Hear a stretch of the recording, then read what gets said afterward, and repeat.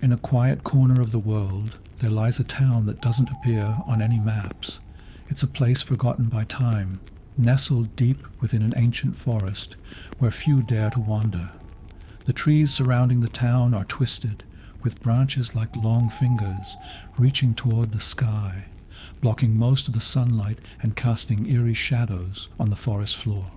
Legend has it that those who stumble upon this town never return, or if they do, they come back changed.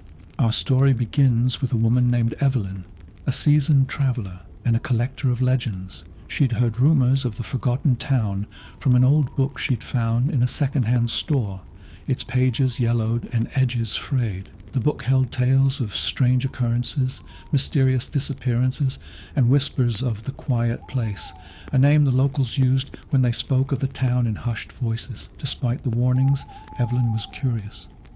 Her life had been spent seeking out hidden places and uncovering their secrets. So Evelyn set off on a journey. She drove to the edge of the ancient forest, packed only with essentials, her journal, and a camera to capture any peculiar findings. The forest was thick, with a narrow dirt path barely visible beneath the dense brush and fallen leaves. After hours of navigating, Evelyn noticed the signs: a sudden drop in temperature, the sound of distant whispers carried by the wind, and the growing sensation that she was being watched. Her GPS stopped working, showing only a blank screen, as if refusing to reveal her location, but Evelyn pressed on. Then, as if by magic, the town appeared. It was dusk when Evelyn finally walked into the forgotten town, its streets silent, and the air thick with an unnatural stillness. Old cobblestone roads wound through rows of wooden houses with boarded-up windows, each building seemingly abandoned for years, yet a faint glow illuminated the houses, and in some windows she saw shadows moving. She quickly sketched the town in her journal, her heart pounding as she noted every strange detail.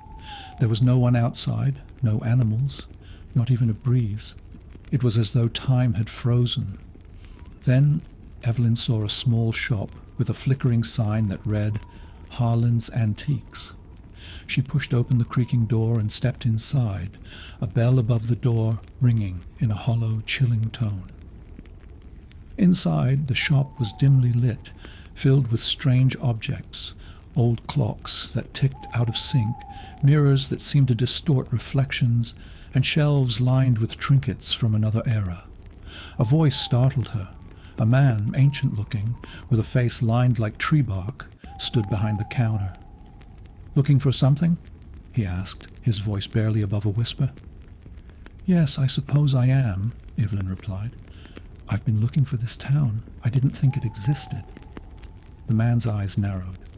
"People don't just find this place. The town finds them." A chill ran down Evelyn's spine, but she pressed on, asking about the town's history, why it seemed abandoned but somehow alive. The man said little, but handed her an old dust-covered box. "Open this," he murmured, "but only when you're truly alone." Intrigued, Evelyn accepted the box and left the shop, her heart pounding. She found an old bench in the center of the town square, sat down, and slowly opened the box. Inside was a mirror, tarnished and cracked, with a swirling, fog-like substance in the glass. As she peered into it, a face appeared, not her own, but a stranger's. He looked directly at her, his mouth moving as if he were speaking. Evelyn couldn't hear him, but the words were unmistakable, mouthed slowly and deliberately. "Go. Now." Suddenly the mirror went dark. Evelyn slammed the box shut, her pulse racing. She glanced around the empty square, and her heart stopped. She was no longer alone. Figures stood in the shadows of the buildings, silent and still, their faces obscured but their eyes fixed on her. She felt a pull, as if invisible hands were guiding her out of the square, out of the town. Evelyn didn't remember running, only that she found herself on the edge of the forest, the town nowhere in sight. Her journal, however, told a different story. Inside, sketches of faces she didn't recognize stared back at her, faces she had drawn but had no memory of drawing. And in the last page was a note, written in handwriting that wasn't her own. "You've seen us. Now you are part of us. She tried to shake it off as a trick of her mind, a hallucination born from exhaustion.